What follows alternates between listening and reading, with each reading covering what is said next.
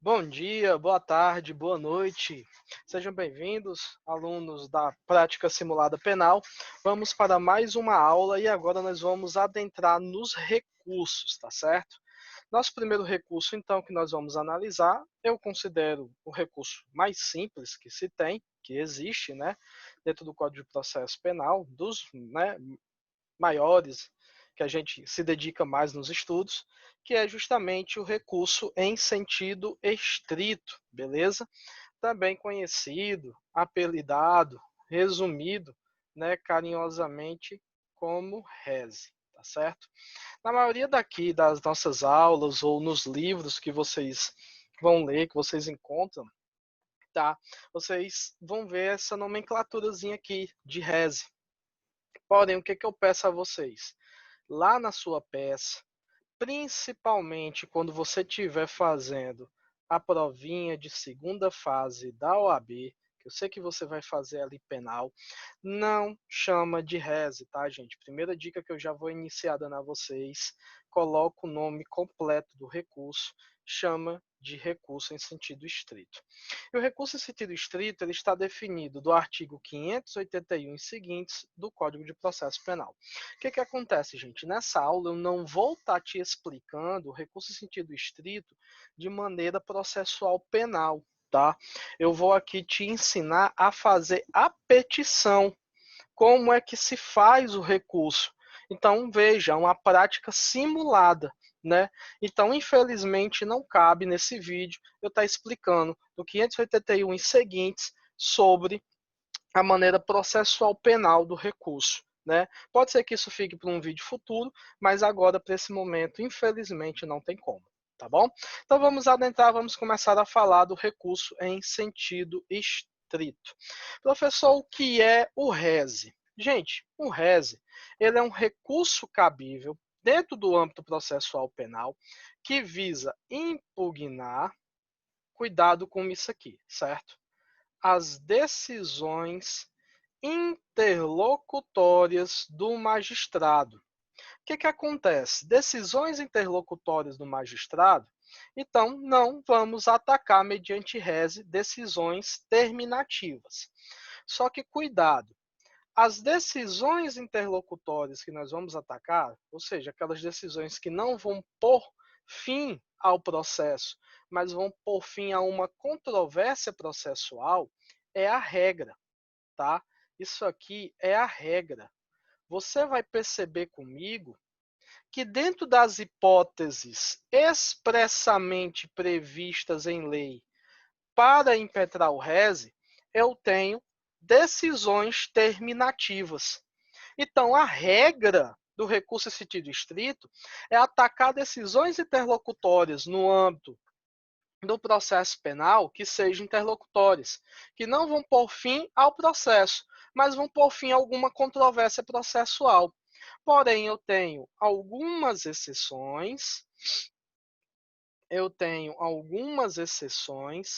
previstas expressamente dentro do artigo 581, que o rese ele vai atacar uma decisão terminativa. Então, veja, a regra do rese é a gente utilizar ele nas decisões interlocutórias exaradas pelo juiz. A gente vai tentar impugnar essas decisões interlocutórias. Lembre-se, é um recurso. Se é uma decisão, a gente vai ficar inconformado com essa decisão, a gente vai tentar impugnar essa decisão. Né? Só que você vai ver, eu vou apontar para vocês na aula, que nós temos algumas decisões terminativas que comportam o rese. Beleza? Então, professor, quais são as hipóteses de cabimento do recurso em sentido estrito? Vamos lá.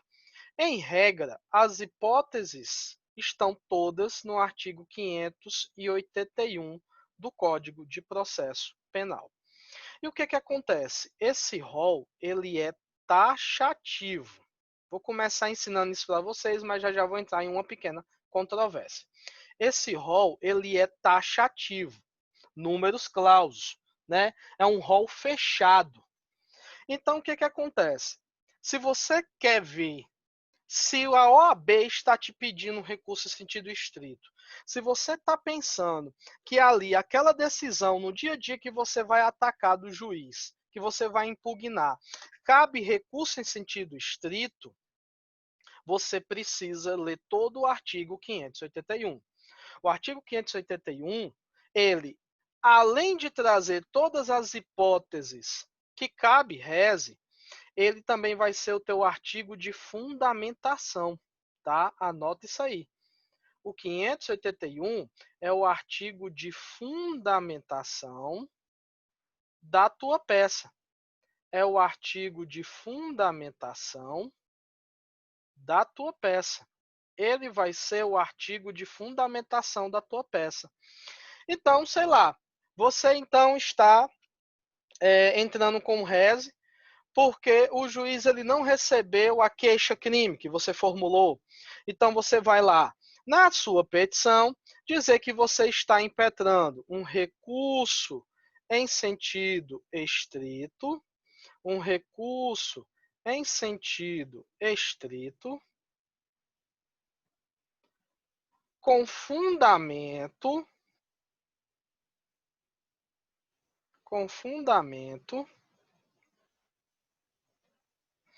no artigo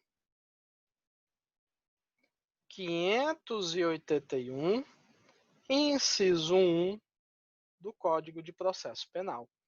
Veja então que a OAB ela vai te pontuar e você vai utilizar em suas petições o artigo 581 de fundamentação de sua peça, delimitando, lógico, qual é o inciso, qual é a hipótese de cabimento prevista naquele inciso que lhe fez, então, impugnar aquela decisão, né, mediante um recurso em sentido estrito. Então, o primeiro cuidado é esse, né? Nossa primeira observação quanto ao artigo 581 é justamente essa. Ela vai ser o artigo de fundamentação. Segundo, o artigo 581 ele já deveria há muito tempo ter sofrido uma mudança legislativa, mas o nosso legislador, desculpa o termo, por mera preguiça, ainda não alterou. E aí isso cabe a gente, professor, tá abrindo o olho do aluno para ele ter cuidado. Eu tenho decisões dentro ainda do 581 que não mais ensejam o recurso em sentido estrito. Eu tenho decisões previstas no artigo 581 que não cabe mais reze. Professor, que incisos, que decisões são essas? A do 11, 12, 17, 19 até o 24. Então anote aí, né, no seu Vadimeco, anote no seu caderno. Prefiro que você anote no seu Vadimeco, seja ele físico, seja em um PDF que você usa para ler a lei, né? Você vai riscar, você vai anotar, dizendo que o inciso 11, o 12, o 17 e do 19 ao 24 do artigo 581 do Código de Processo Penal, não cabe mais reze. Professor, e eu vou atacar com qual recurso esses incisos? Esses incisos agora, eles vão ser combatidos mediante agravo em execução. Esses incisos, eles são combatidos mediante agravo em execução. O agravo em execução, previsto lá no artigo 197 da LEP, previsto no artigo 197 da Lei de Execuções Penais, né? A Lei 72.10 de 84, vou até escrever, né? Vocês me conhecem. Lei 72.10 de 84.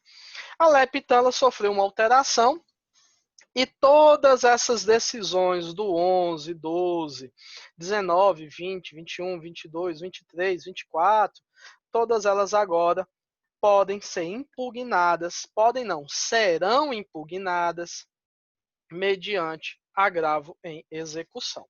Beleza? Então, cuidado com isso. risca esses incisos, coloca uma observaçãozinha dizendo justamente isso, que o 11, o 12, 17, o 19 ao 24 serão impugnados, serão combatidos mediante agravo em execução. Tá bom? Então vamos lá, vamos olhar então cada uma das hipóteses, certo, que nós vamos ensejar, que nós vamos impugnar mediante recurso em sentido estrito. Primeira causa, primeira decisão que nós vamos combater, quando o juiz não receber a denúncia ou queixa. Inciso 1 do artigo 581. O que acontece, gente?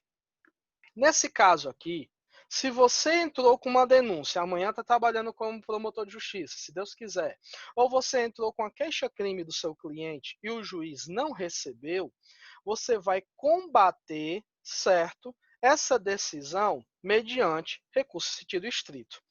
Só que vou te ensinar algo. Analise mais nesse caso quando for uma queixa.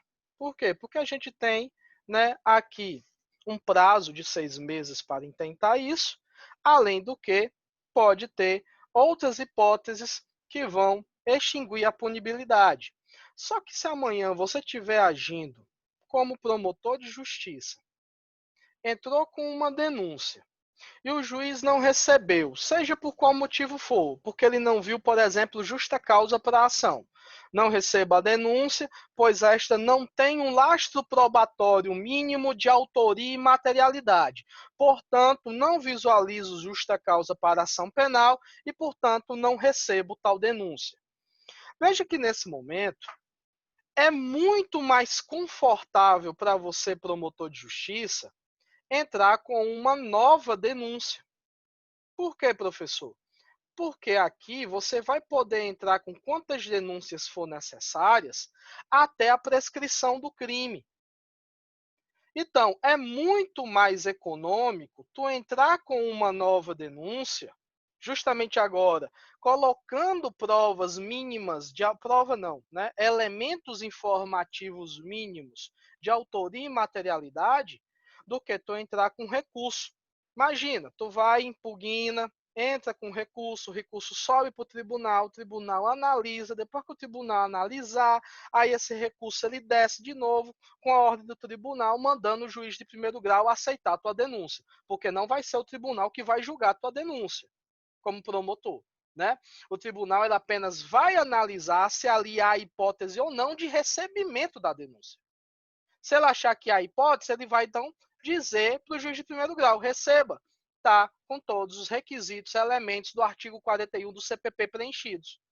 Imagina no nosso judiciário brasileiro quantos anos levou isso para tu impugnar a decisão ir para o Tribunal de Justiça, isso, lá o ministro relator aceitar, analisar, dar o seu acórdão, depois descer de novo para a comarca onde tu está trabalhando para ele receber.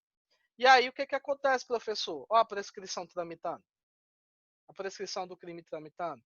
Então amanhã, se você for atuar como promotor de justiça, se o juiz não recebeu a denúncia, gente, pelo amor de Deus, intenta uma nova. É muito mais econômico para ti por tempo do que tu tá recorrendo. Agora, no caso de queixa, não, né? Caso de queixa, não. Caso de queixa pode gerar uma perempção, né? Aqui pode se ultrapassar o prazo de 6 meses. Então, aqui você fique atento ao reze. Mas na denúncia, enquanto o crime não estiver prescrito, gente, já era. Você vai poder entrar com quantas denúncias for necessário. Uma grande atenção no caso de não recebimento da denúncia. Se por acaso a denúncia ou queixa ela não foi recebida no âmbito de crimes do Juizado Especial Criminal, né, do GCRIM, da Lei 9.099, a rejeição não cabe recurso em sentido estrito. A rejeição ensejará o recurso de apelação, nossa próxima aula, beleza? Então, se por acaso a denúncia, e fica muito atento aqui no caso principalmente de queixa, ou a queixa não foi recebida pelo juiz, é âmbito do GCRIM você não vai entrar com reze, você vai entrar com uma apelação, beleza? Nesse caso aqui, é uma decisão terminativa, que aqui no caso também seria terminativa, por isso que eu disse a vocês, ó, a exceção é o quê? Ter algumas decisões terminativas, certo? Como decisões que poderão ser impugnadas por recurso sentido estrito. E a nossa regra são decisões interlocutórias. Né? Aqui é o grande exemplo. Segundo, então, primeiro, não receber a denúncia. Segundo caso, que ensejará recurso sentido estrito. Decisão que concluir pela incompetência do juízo. Aqui eu quero que você fique atento a duas coisinhas. Aqui eu quero que você fique atento a duas coisinhas. Primeiro, só caberá o recurso sentido estrito com fundamento no artigo 581, inciso 2, que é justamente decisão que conclui pela incompetência de juízo, se essa incompetência ela é feita de ofício pelo juiz. Beleza? Então, se lá, de ofício, o juiz disse, olha, eu, juiz estadual, não sou competente para análise dessa matéria, pois a competência é da Justiça Federal. Remeto os autos para o juiz competente, para o juízo federal competente. Você não achou que era da Justiça Federal, você acha que isso é da Justiça Estadual?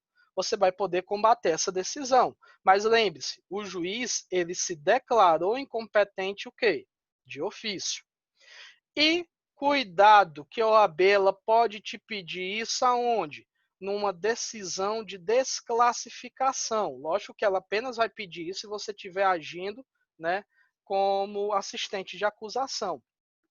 Então, no caso, lá no tribunal do júri, o juiz desclassificou o crime, veja que ele está se declarando incompetente. Como assim, professor? Vamos dar uma olhada. Quais são os crimes de competência do tribunal do júri? Ah, professor, aprendi isso, está decorado, são crimes dolosos contra a vida. São crimes dolosos contra a vida. Então, beleza. Só que o juiz, ele pegou e desclassificou. Você entrou, então, com uma denúncia por homicídio. Só que aí o juiz, analisando o caso, disse, não, aqui não foi homicídio. Aqui foi latrocínio. Deixa de ser um crime doloso contra a vida e passa a ser um crime patrimonial. Nesse momento aqui, o que, que ele vai dizer? Ora, eu sou incompetente, eu, juiz do tribunal do júri, sou incompetente para julgar, porque não houve crime doloso contra a vida. Não vamos levar isso para um tribunal do júri, vamos levar isso, né, para um juiz criminal comum. Então, nesse momento, veja que há um pedido de incompetência, há uma declaração de competência do juízo. Então, nesse momento, quando houver uma desclassificação do crime do tribunal do júri, o que é que você vai fazer? Você vai combater ela mediante recurso em sentido estrito. Beleza?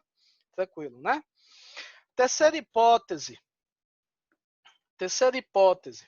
Julgar procedente as exceções, salvo suspeição. Inciso 3. Professor, aqui, o que é que vai acontecer então? Aqui vai entrar todas as espécies de exceção que você colocou dentro e o juiz alegou, principalmente a incompetência. Olha que nesse caso aqui, eu tenho agora a incompetência. Só que essa incompetência ela não foi mais de ofício. Ela foi alegada, em exceção, por uma das partes. Ela foi alegada por uma das partes. Ela foi alegada por uma das partes. Então, ocorreu incompetência, alegada por uma das partes como exceção. Coisa julgada, litispendência, ilegitimidade de parte e o juiz ele acatou, né, uma dessas exceções, se você achar que essa decisão ela não deve prosperar, você vai então atacar ela com um recurso em sentido estrito. Cuidado com duas coisas. A suspeição, ela suspende o curso do processo, artigo 99 do Código de Processo Penal, e além de suspender o curso do processo, o recurso dela é um recurso automático, tá? É um recurso automático. Então, o juiz se declarou suspeito, houve então necessidade de análise, é um recurso automático, beleza? Entre todas, a que eu vou pedir que vocês tenham muita atenção é com o inciso 4. É com a pronúncia do réu, beleza? Pronúncia do réu. A pronúncia lá no tribunal do júri, ela é uma decisão interlocutória. Então, professor, o que é a pronúncia? A pronúncia é uma decisão onde o juiz ele vai admitir a acusação. Ele vai dizer, então, que naquela denúncia por crime doloso contra a vida, ele viu indícios suficientes de autoria e materialidade de um crime doloso contra a vida, né? Ele não vai justamente poder julgar o crime. Por quê? Porque isso é competência do tribunal do júri. Se ele colocar, se ele falar algo a respeito, a gente pode até combater isso como uma nulidade. Então, o juiz lá do tribunal do júri, quando ele pronuncia o réu, ele apenas vai dizer que tem justamente indícios de autoria e materialidade suficientes para que isso seja julgado pelo tribunal do júri. Então, ele faz o quê? Ele muda autoria e materialidade. Deixa eu escrever aqui. Autoria e materialidade. Então, ele muda apenas a fase. Ele sai daquela fase de admissão, aquela fase de conhecimento, né, para análise se houve um crime doloso contra a vida, e ele, então, com a sentença de pronúncia, ele passa para a fase de tribunal, onde, então, os jurados eles vão justamente, né, analisar e julgar se ali houve um crime doloso contra a vida. Esse caso aqui de pronúncia do réu é o caso mais cobrado pela OAB. A OAB, ela ama cobrar reze no caso de pronúncia. Estava até alguns anos sem cobrar, mas, se eu não me engano, ano passado ela já cobrou recurso sentido estrito, né, com pronúncia do réu. E eu vou aproveitar, deixa, gente, cuidado com as decisões do tribunal do júri. Cuidado com as decisões do tribunal do júri. Por quê? Porque, basicamente, eu posso ter, na primeira fase do tribunal, 4 decisões. Tá? Eu posso ter pronúncia, vou colocar aqui.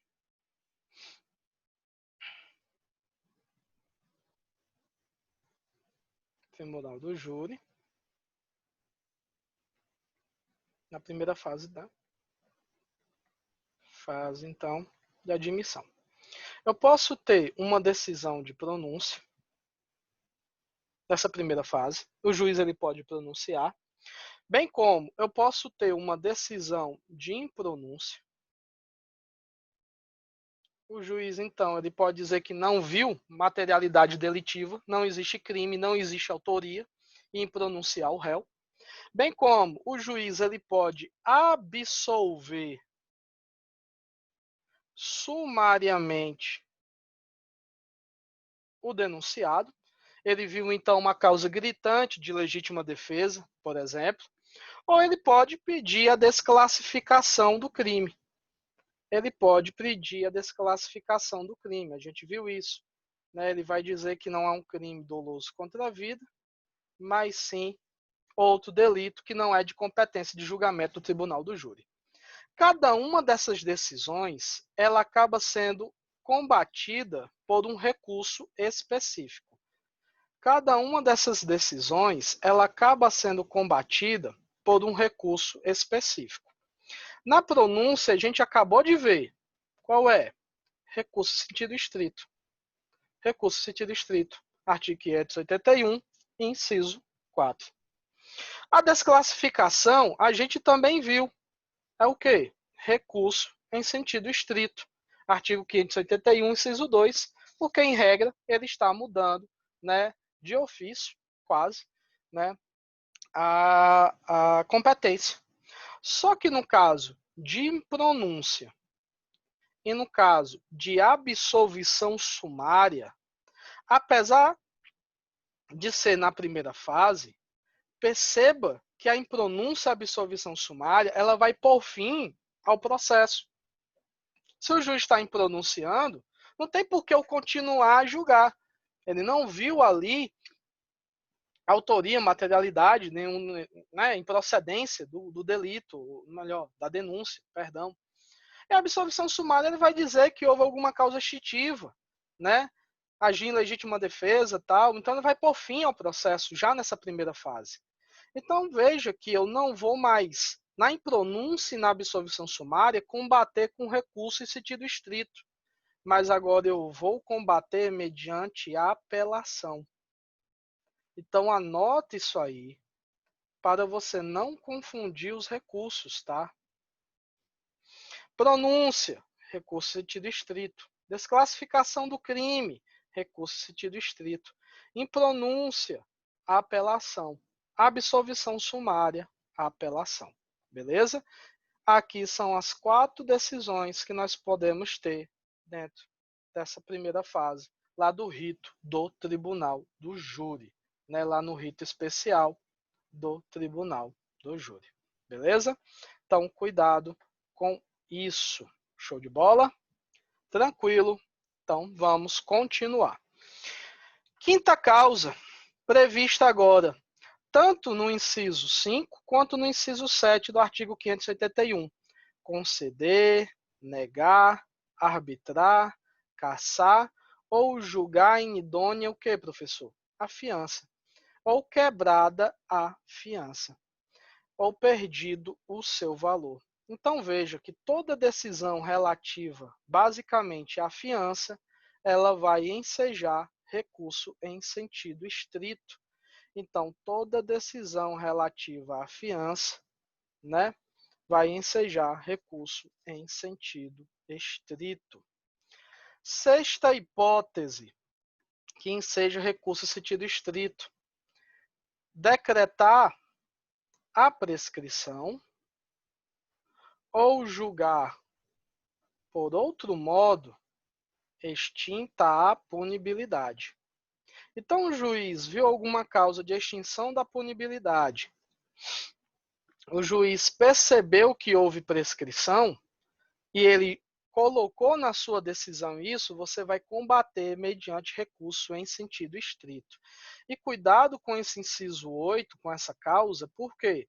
Porque aqui eu não tenho uma decisão interlocutória. Eu vou ter uma sentença que vai ser considerada uma decisão também terminativa do processo. Ora, se está extinta a punibilidade, sei lá, graça, anistia, indulto, né?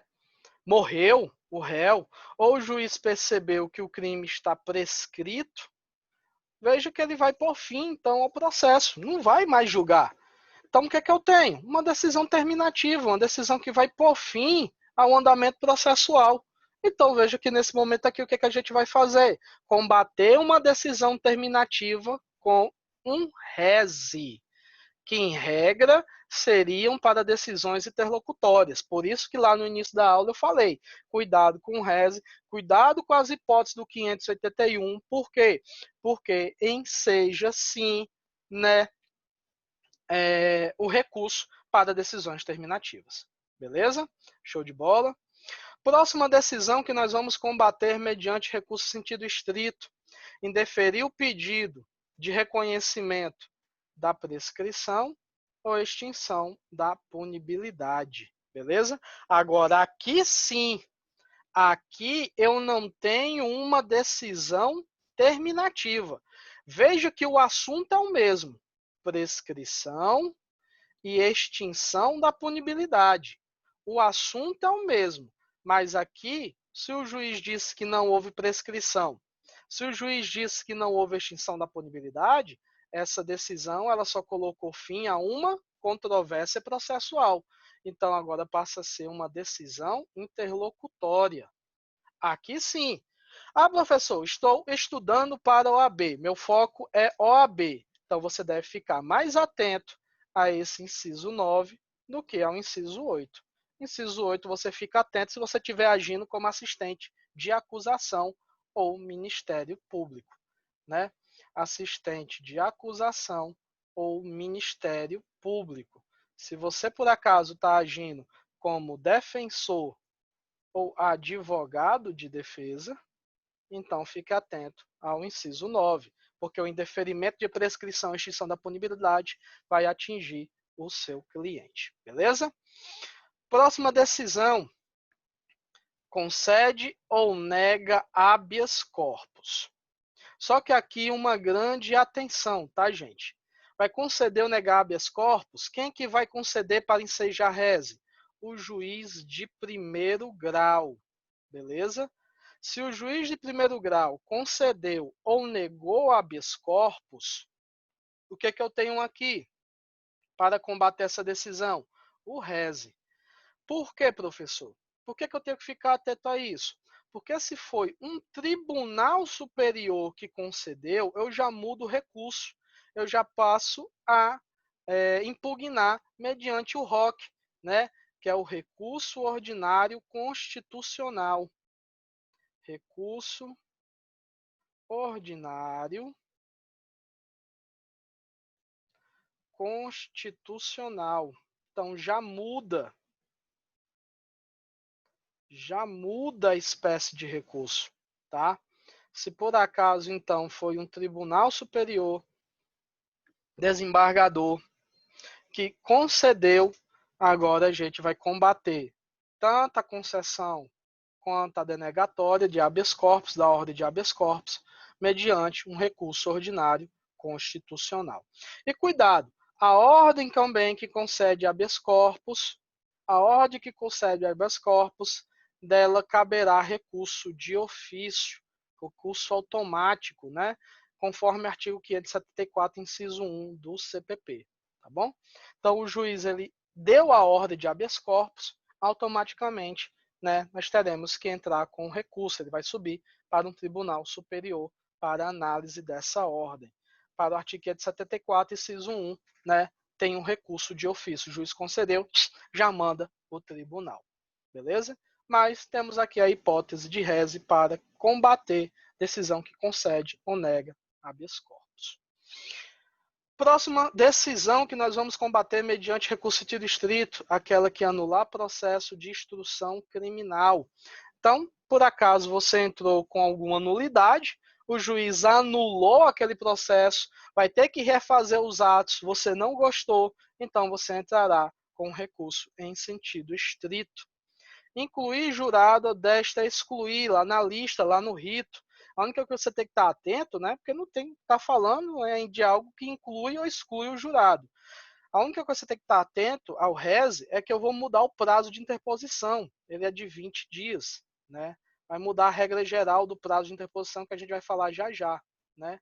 Aqui no caso de incluir jurado, deve excluir, o prazo é de 20 dias, conforme o artigo 586, parágrafo único do Código de Processo Penal. Próxima decisão, a que denegar apelação ou julgar ela deserta. Então, se por acaso denegou a apelação, julgou ela deserta, para o inciso 15, nós vamos entrar com recurso em sentido estrito. Próxima, ordenar a suspensão do processo em virtude de questão prejudicial. Então, o juiz suspendeu o processo por conta de questão prejudicial. Olha, para ele poder julgar esse crime, ele precisa de uma decisão lá do juiz da vara civil. É uma questão prejudicial. Então, ele suspendeu. Você não está concordando com essa suspensão, você vai combater essa decisão com recurso em sentido estrito. E a decisão do incidente de falsidade. Então, o juiz julgou procedente ou não uma falsidade de um documento que você pediu, né? Você não gostou da decisão, você vai poder combater mediante recurso sentido estrito. O que acontece? Apesar de ter dito a vocês que, em regra, as causas que ensejam recurso sentido estrito estão em um rol taxativo do artigo 581 do Código de Processo Penal, a doutrina e a jurisprudência, ela diz que cabe outras hipóteses. Como assim, professor? O que acontece? O pessoal diz aqui que é no caso de uma interpretação sistemática, pois o artigo 581 não cabe interpretação extensiva. Ele diz, olha, aqui nós aplicamos uma interpretação sistemática, a gente aplica uma interpretação sistemática dos incisos para ampliar para outras hipóteses que vão ensejar o cabimento de recurso em sentido estrito, de rese. Na minha opinião, isso não é uma interpretação sistemática. Na minha opinião, é uma interpretação extensiva, tá?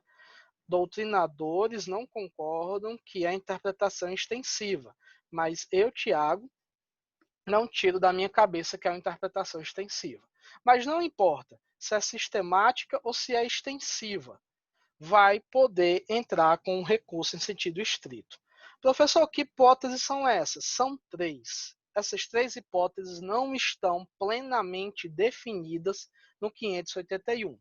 Primeira, decisão que vai conceder, negar ou revogar a suspensão condicional do processo. A gente já falou da suspensão condicional do processo, né?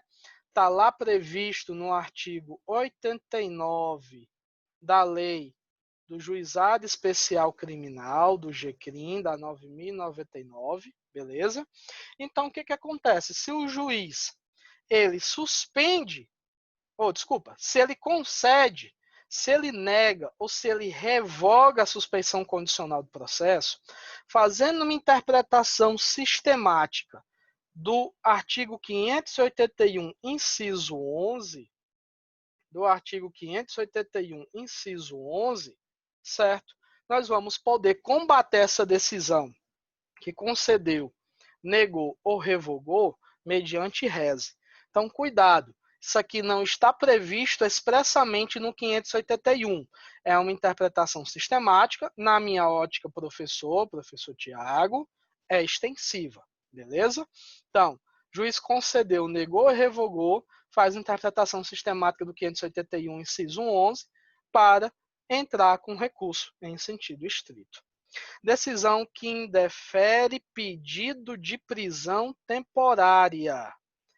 Decisão que indefere pedido de prisão temporária. Galera do Ministério Público, cuidado com isso aqui, né? Se está indeferindo, é ruim para a galera da investigação.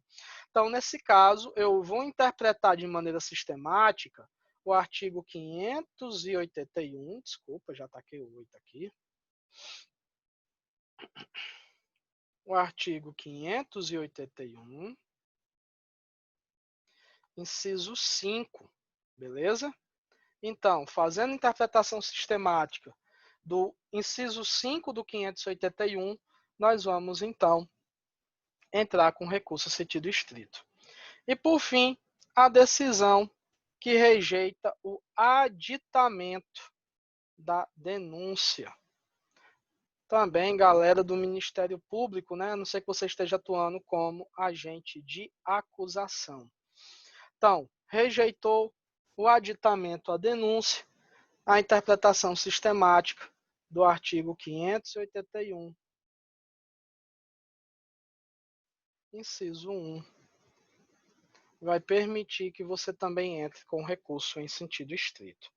Lembre-se que essas 3 decisões não estão previstas expressamente no 581.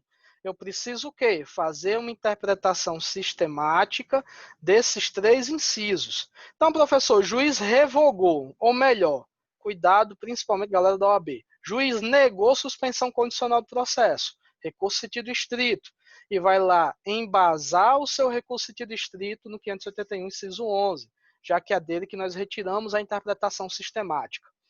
Professor, indeferiu o pedido de prisão temporária, 581, inciso 5. Decisão que rejeitou o aditamento, 581, inciso 1. Professor, tem mais alguma hipótese fora essas? Não. Nós temos aqui o fim, né? Acabou as hipóteses. O resto são outros recursos. Não caberá mais. Beleza? A aula acabou agora? Ainda não. Vamos falar de mais algumas coisinhas do RESE, como a competência. Professor, de quem é a competência para analisar o RESE? Vamos lá. O RESE é dúplice, é uma peça dúplice. Eu preciso, no RESE, fazer uma pecinha de interposição e depois fazer outra com as razões, beleza? Eu preciso fazer uma peça de interposição e uma peça de razões. Então, a regra é que o RESE seja interposto perante o juízo de primeiro grau, ou seja, aquele que proferiu a decisão que nós estamos recorrendo. Então, eu vou interpor para o juiz ACOR, né? Eu vou interpor para o juiz ACOR. A minha interposição, ela vai para esse juízo que nós chamamos de juízo ACOR. E as minhas razões? Se o juiz recebeu o recurso, ele então vai intimar o recorrente para apresentar suas razões, que devem ser dirigidas ao tribunal competente. Ou seja, nós vamos apresentar as razões para o tribunal, que nós vamos chamar de juízo, que nós aprendemos, na verdade, né, de juízo ad quem. Só que cuidado, eu também tenho o recorrido. Vou até mudar a cor. E o recorrido, ele vai também apresentar as suas contrarrazões. O recorrido, ele também vai apresentar as suas contrarrazões. A quem? Ao juiz ad quem? Ao juízo ad quem. Então, cuidado. Cuidado se por acaso a OAB fizer a seguinte covardia com você. Galera da OAB. Se a OAB, lá no seu enunciado, ela não falou nada de interposição, ela não disse nada, silenciou. Não disse nada, não colocou a palavra interposto, o recurso foi interposto, ou algum verbo que venha a retirar a ideia de interposição. O que é que você vai fazer? Você vai apresentar a interposição em uma peça. Lá na técnica redacional vou mostrar para vocês. E você vai apresentar suas razões. Interposição para o juiz ACOR. Razões. Juiz ad quem? Tribunal. Agora, se lá no enunciado da OAB ela falou que aconteceu a interposição do recurso, cuidado com isso aqui. Você vai apresentar ao juiz ACOR a juntada das razões, vai fazer uma petiçãozinha apenas pedindo a juntada das razões. A quem, professor? Juiz ACOR. E vai interpor as razões, né, vai apresentar, desculpa, as razões para o juiz ad quem. O que acontece? Se a OAB não falou nada de interposição, e você apenas fez lá na OAB suas razões e não apresentou interposição, o que vai acontecer? Você perdeu esse exame de ordem. Ou seja, perdeu dinheirinho, vai pagar mais 300 mil reais para fazer outro exame. Por quê? Porque se você não interpôs, a interposição é justamente o quê? É você alegar ao juiz, informar o juiz ACOL que você quer recorrer. Você vai dizer ao juiz do seu inconformismo. Você vai informar, olha, eu quero recorrer, essa decisão é bosta. Não gostei. Vou recorrer dessa porra que o senhor falou. Se por acaso você não diz, pelo amor de Deus, não coloca essas palavras, né? Se você por acaso não está dizendo ao juiz que você vai interpor, o que ele vai dizer? O que ele vai pensar? Nossa, ele gostou da minha decisão, ele está conformado com a minha decisão. Então, se tu não interpõe, se tu não faz a interposição, tu perdeu. Porque tu não está dizendo ao juiz ACO que tu vai recorrer da decisão dele. Tu não está mostrando o teu inconformismo. Agora, se a OAB ela já falou de interposição, você tem que apresentar as razões. Só que, se por acaso faltar a petição de juntada, na minha ótica, a OAB não pode te reprovar. Porque juntada é mero ato, né, administrativo, judicial. Eu só estou mostrando, pedindo ao juiz para ele fazer a juntada das razões, mas eu já disse que ia recorrer. Eu já falei que eu vou recorrer. Ele já sabe do meu inconformismo. Então, isso aqui apenas vai fazer com que você perca ponto. Não vai fazer com que você perca todo, né, no caso, o exame. Se não tiver interposição, você não vai recorrer, você não disse ao juiz do seu inconformismo. Ah, mas já falou interposição? A interposição pode ser feita na própria audiência. O juiz exarou a decisão na audiência, que você sabe que é combatida. Mediante resto, você chegou ao juiz, não gostei, vou recorrer. Ele coloca lá, conseguindo em ata. Com certeza a audiência está gravada, vai estar lá gravado seu inconformismo. E pronto, acabou. Você só vai agora fazer o quê? Ali é uma interposição, só vai apresentar as razões e pedir para o juiz juntar.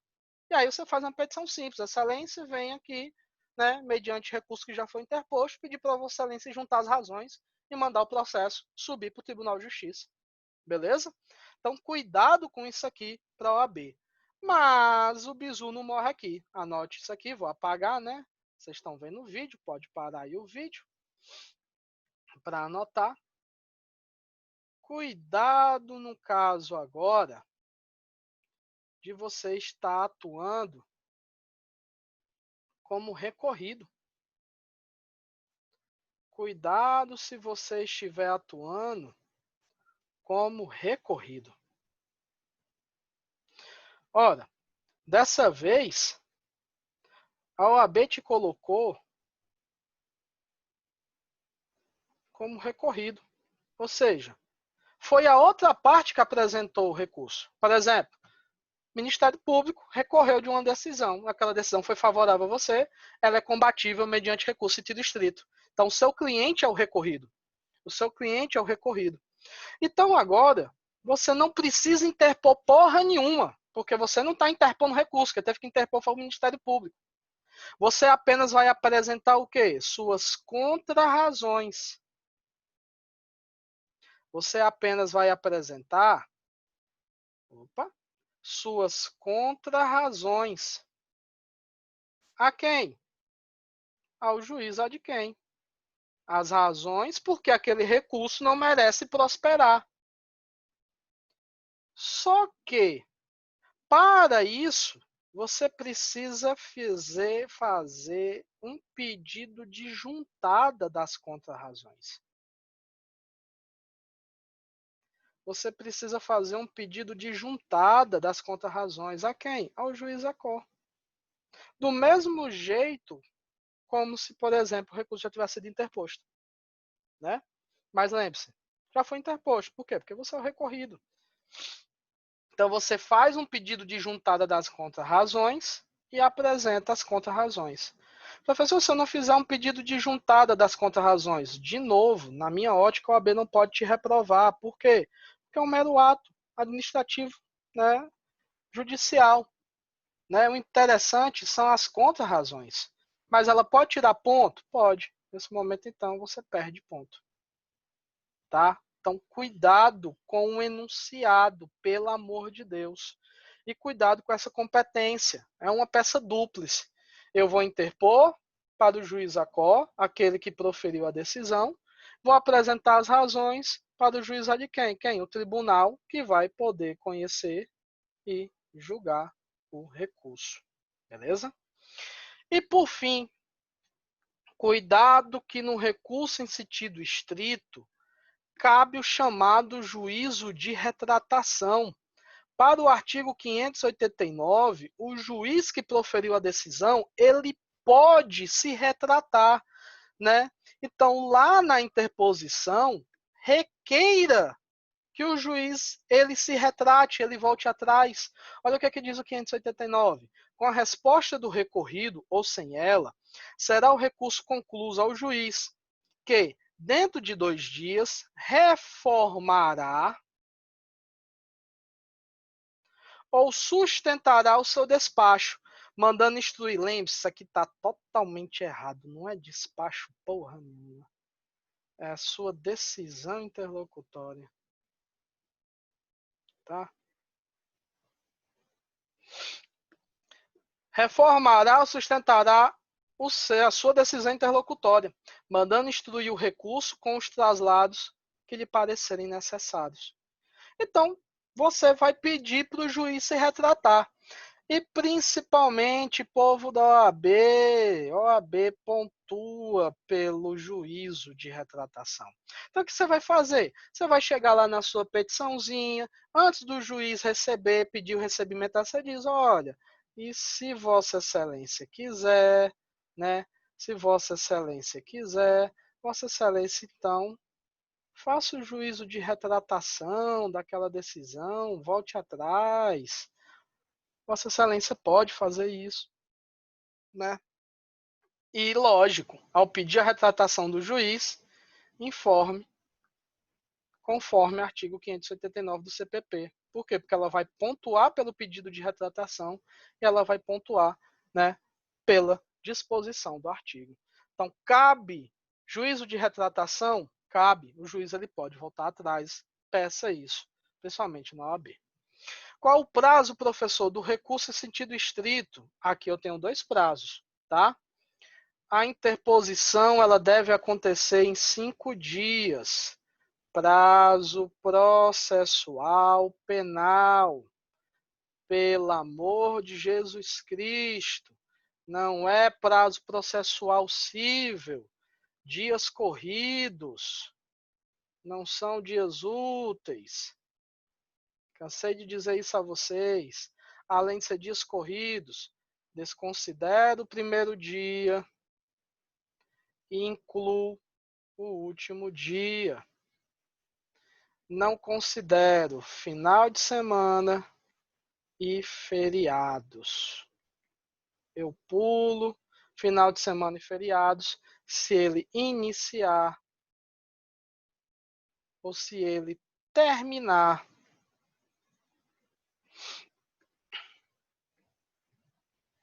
no final de semana ou feriado. O que acontece?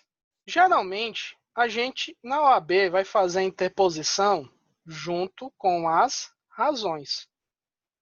As razões elas vão estar em anexo, coladas, juntinhas com a interposição. Então, se a OAB te pedir para você datar do último dia cabível, como por acaso a interposição é só 5 dias, você vai colocar a data de 5 dias. Agora, se apresentou a interposição apenas, você pode apresentar primeiro a interposição. Olha, excelência, vou recorrer. Aí o juiz vai dizer, ok, olha lá, ver se tem todos, se está dentro do prazo, né? Olha se está tudo ok, analisa e diz, ok, pronto, intime a parte para apresentar suas razões. Então, depois da intimação, a gente apresenta as razões. As razões como? Em 2 dias. Mas você está com pressa e na OAB você vai fazer isso, você vai apresentar sua interposição junto com suas razões.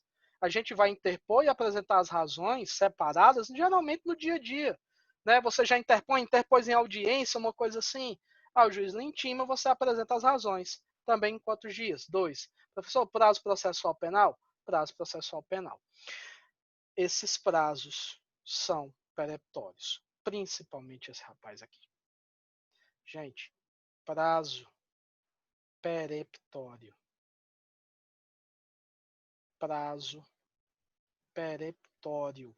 Pelo amor de Deus. Professor, perdi o prazo de 5 dias. Posso recorrer? Só a Jesus Cristo. Porque para o tribunal não pode mais não. Então, o que é que eu faço? Senta e chora. Já era. Então, professor, é prazo peremptório? É prazo peremptório. Certo? Perdeu? Segura na mão de Deus e vai. Porque não pode mais se socorrer do tribunal. Beleza? Né? De um tribunal recursal. Show de bola? Cuidado com isso. Prazo peremptório. Professor, e de quem é a legitimidade? Gente, só pode interpor rese a parte prejudicada, né? Só pode interpor recurso aquela parte que foi prejudicada pela decisão. Se a decisão não trouxe nenhum prejuízo para a parte, ela não pode recorrer. Isso até é uma questão de admissibilidade do recurso, né? O tribunal percebeu que não houve prejuízo nenhum, não vai nem conhecer do recurso, né? Recurso não conhecido. Professor, eu vi lá na decisão que o recurso ele não foi conhecido. Por que ele não foi conhecido? Porque tem alguma hipótese que não era de admissão do recurso, como, por exemplo, a prejudicialidade. Percebeu que não tem prejudicialidade? O tribunal percebeu que não tem prejudicialidade? Percebeu que aquela decisão que você está recorrendo não trouxe nenhum prejuízo para a parte? Ele não reconhece do recurso. Beleza? Show de bola. E por fim, chegou a parte que vocês mais gostam, que para mim é a parte mais fácil, é a técnica redacional. No nosso caso agora, a nossa técnica redacional ela vai ser o quê? Dividida em interposição e razões. Tá? Professor, como é que eu escrevo a interposição? Uma petição extremamente simples, certo? Aqui na interposição, você só vai fazer 4 coisas. Primeiro, encaminhamento.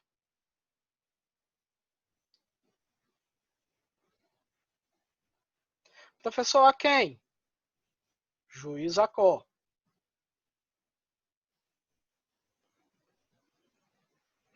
Excelentíssimo senhor juiz de direito, na vara do júri, da primeira vara criminal, da vara criminal comum, não importa. Vai fazer o endereçamento. Depois, qualificação, junto com identificação do recurso. Fulano, qualificado nos autos, vem para o seu advogado, interpor o quê? Recurso de distrito. Mais uma vez, pelo amor de Deus, não coloca rese, né? Coloca o nome completo do recurso. Com fundamento no quê? No artigo 581, inciso 4 do CPP. Depois, juízo de retratação. Professor, se eu não colocar o juízo de retratação na OAB, não tem problema nenhum, só vai perder ponto. Professor, eu já vi gente não passando por 0,2. Então você pode perder dinheiro também. Né? Então, o recorrente pede primordialmente que Vossa Excelência se retrate de sua decisão nos termos das razões anexadas, com fundamento no quê? No 589 do CPP.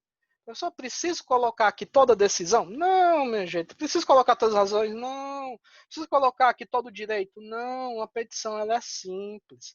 Se o juiz quer se retratar, ele vai lá nas suas razões e lê. Pronto. E aí ele volta atrás. Né? E subsidiariamente, caso Vossa Excelência não se retrate, a quarta coisa, que é o quê? O recebimento do recurso. Recebimento do recurso, mais o envio dele para o tribunal. Né? Requer o recebimento, o processamento e encaminhamento do recurso, com as razões inclusas, ao Tribunal de Justiça. Pede deferimento com marca e data a advogado. Professor, só isso? Só isso. A interposição ela é simples. Ah, professor, e se por acaso fosse um pedido de juntada, o que, é que eu ia fazer? Quase a mesma coisa. Se fosse, por exemplo, apenas uma juntada, a gente só ia mudar uma pequena coisinha. Primeiro, endereçamento ao mesmo, qualificação também, mas agora eu não preciso interpor recurso. O que é que eu vou fazer aqui? Só vou dizer, vem para o seu advogado, requerer, pedir a juntada das razões do recurso, vírgula, anexo. Pronto, né? Professor, vou pedir isso ou não? Preciso pedir isso. Não preciso pedir que ele faça um encaminhamento, que ele se retrate, que ele receba, não. Eu me limito apenas a fazer isso.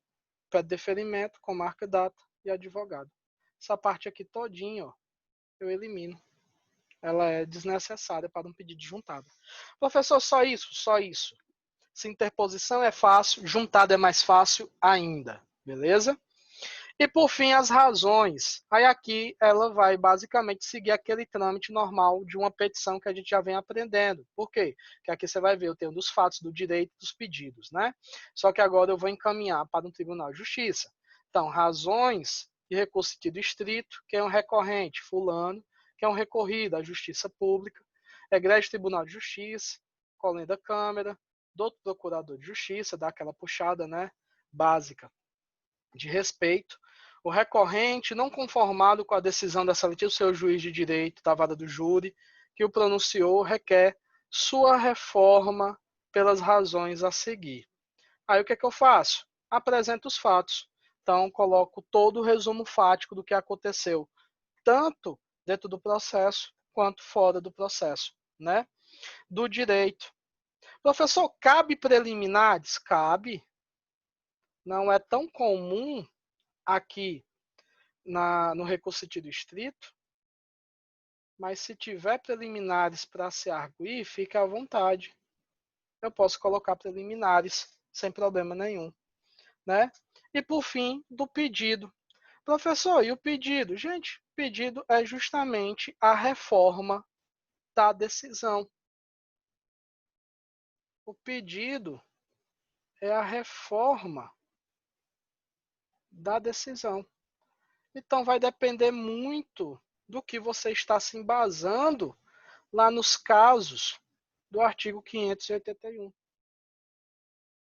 No nosso caso aqui, foi 581, inciso 4, ou seja, foi uma pronúncia. Então, o que é que nós vamos pedir?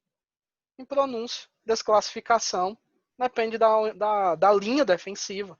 Diante do exposto, requer seja conhecido e provido o recurso para que ocorra, no nosso caso aqui, eu botei desclassificação do crime. Professor, pode ser pedido em pronúncia? Pode, para que Vossa Excelência reconheça em pronúncia. Professor, foi porque o juiz rejeitou a denúncia. Então, aqui seria baseado no inciso 1. E o que, é que eu ia pedir? Recebimento da denúncia, queixa, né? Por ser medida de justiça, para deferimento, com marca data e advogado. Beleza? Então, repare que o recurso em sentido estrito, ele não é, gente, difícil. Ele é fácil, ele é tranquilo, né? É um recurso, na minha ótica, um dos mais fáceis de se elaborar. Eu acho que o único que vai te demandar realmente muita razão e muita tese é no caso justamente do 581, inciso 4. Por quê? Porque você vai demonstrar ali porque você está pedindo uma desclassificação ou porque ela merece ser impronunciado, absolvido. Então, eu entro com uma linha argumentativa, uma tese argumentativa muito mais pesada. Beleza? Então, gente, ficamos por aqui. Até a nossa próxima aula de apelação. Fique com Deus, bons estudos e até mais.